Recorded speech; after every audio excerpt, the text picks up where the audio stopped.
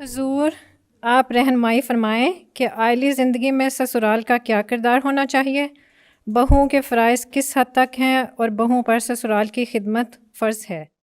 ابھی پچھلے جمعے ہی میں نے کسی نے کہا تھا، تو میں نے کہا تھا لڑکا لڑکی کو جب وہ بیاہ دیتے ہیں اپنے، تو پھر ماں باپ کو دخل اندازی نہیں کرنی چاہیے، ان کو عقل کرنی چاہیے۔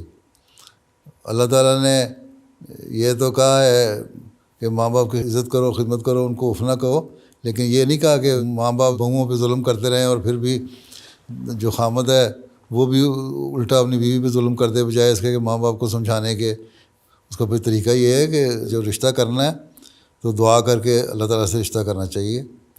ماں باپ کو بھی کہو کہ آپ دعا کر لیں، لڑکا بھی دعا کر لے، لڑکی بھی دعا کر لے، اور کہتے ہیں کہ اگر رشتہ قائم ہو جاتا ہے تو پھر یہ نہیں ہے کہ کل کو مجھے دخل اندازیاں کر کے رشتہ توڑنے اور چھوڑنے پہ مجبور کریں۔ تو ایک تو پہلی چیز دعا ہے، اور اس کے لیے استخارہ بھی کرنا چاہیے، اللہ تعالیٰ سے خیر مانگنی چاہیے کہ جو رشتہ ہے وہ اچھا ہو اور خیر والا رشتہ ہو، ٹھیک ہے۔ صرف محبت اور عشق کا رشتہ نہیں ہونا چاہیے، بلکہ اللہ تعالیٰ کی رضا کو حاصل کرنے والا رشتہ بھی ہونا چاہیے، ٹھیک ہے۔ یہی آن رسول نے فرمایا کہ تم کسی کا حسن دیکھ کے، اس کی دولت دیکھ کے، اس کا خاندان دیکھ کے رشتہ نہ کرو صرف، بلکہ دین دیکھ کے رشتہ کرو۔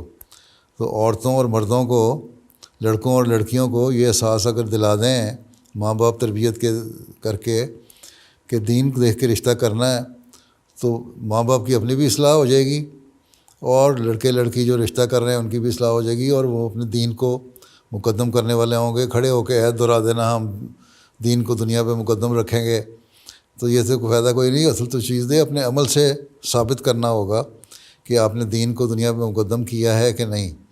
اور اس کے لیے شادی شدہ لوگوں کے لیے بھی ایک اس میں ہدایت یہ ہے کہ وہ دیندار لڑکی تلاش کریں اور لڑکی دیندار لڑکے کو تلاش کرے، بجائے ایک دنیاوی باتیں دیکھنے کے، ٹھیک ہے۔ پھر ماں باپ کو بھی جہالت نہیں دکھانی چاہیے، ان کو بھی برداشت کرنا چاہیے۔ بہو کو بھی آ کے بلا وجہ ضدی نہیں ہونا چاہیے، اور چھوٹی چھوٹی باتوں پہ ساسوں سے لڑائی یا نندوں سے لڑائی نہیں کرنی چاہیے۔